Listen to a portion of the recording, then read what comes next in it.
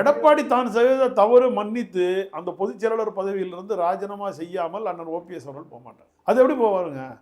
சட்ட விதிகளை மாற்றி அமைச்சு நீங்கள் தவறான ஒரு பொதுச் செயலாளருங்கிறத நிரந்தர பொதுச் செயலாளர் புரட்சி தலைவி அம்மான்னு சொல்லி பொதுக்குழு மூலமாக தீர்மானம் போட்டு அதை நீங்கள் மாற்றி அமைச்சு நான் தான் பொதுச் செயலாளர்னு சொல்லி நீங்கள் அந்த கட்டமைப்புக்குள்ளே உட்கார்ந்துருக்கும் போது அதை ஏற்றுக்கொண்டு அண்ணன் ஓபிஎஸ் அவர்கள் போக மாட்டாங்க.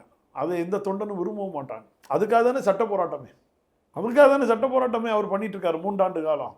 இப்போ இனிமேல் மக்கள் மத்தியில் எடுத்து சொல்லுவார், நீதி கேட்டு போராட்டமாக செயல்படும். ஆனால் ஓபிஎஸ் அவர்கிட்ட ஒவ்வொரு வாட்டி பேசும்போது பார்த்தீங்கன்னா அதிமுக ஒருங்கிணைக்க வேண்டும், ஒற்றுமைப்பட வேண்டும் சொல்லிட்டு இருக்காரு. தவிர இந்த மாதிரியான பதவி வந்து ராஜினாமா பண்ணணும். அதாவது இன்னைக்கு அண்ணன் செங்கோட்டையன் என்ன சொன்னார், ஒருங்கிணைக்கணுங்கிறாரு. ஏன் தங்கமணி அண்ணன் என்ன சொல்லுவார், நம்ம ஒருங்கிணைக்கலைன்னா நம்ம எதிர்கட்சி வரிசையில் தான் இருக்கணுங்கிற சூழ்நிலைங்கிறது அது மறைமுகமாக திமுக வராதுங்கிறத மறைமுகமாக சொல்கிறாரு. இது போல் எல்லாருக்குமே ஒரு 2ஆம் கட்ட தலைவர்கள் ஏன் ஒரு நான் எடப்பாடி பழனிசாமி சுற்றி இருக்கிறவங்களும் அந்த எண்ணத்தில் தான் இருக்கிறாங்க.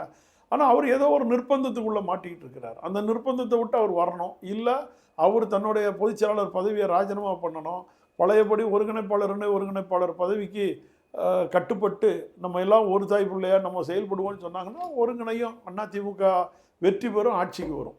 அது இல்லாமல் எடப்பாடி பழனிசாமி தான் பொதுச் செயலாளர், எடப்பாடி பழனிசாமி தான் முதல்வர்னு சொன்னால் 2026 களத்தில் அதிமுக பேர் கொண்டு இருக்கிற எடப்பாடி திமுக காணாமல் போய்விடும்.